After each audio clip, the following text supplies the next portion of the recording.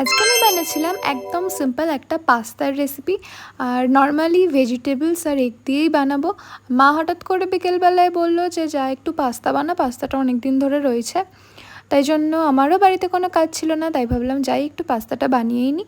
আর এখানে ডিমটা ফার্স্টে এগ ভুর্জিটা করে নিচ্ছিলাম। তারপর তেলে দিয়ে দিয়েছিলাম রসুন কুচি, তারপর দিয়েছিলাম পেঁয়াজ, তারপর বাকি যা ভেজিটেবল ছিল সেইগুলো অ্যাড করে ভালো মতো ভেজে নিচ্ছিলাম। আর এটা করতে বেশিক্ষণ লাগেনি, 10 মিনিট মতো লেগেছিল।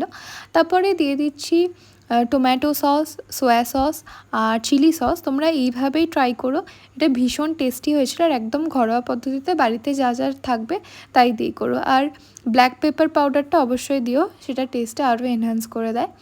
আর কাঁচা লঙ্কা কুচিও দিয়েছিলাম, যেটা আর আমি ভিডিওতে নিতে পারিনি। তারপর আমি এগ ভুর্জিটা অ্যাড করে দিই, দেন মিক্স করে নিই।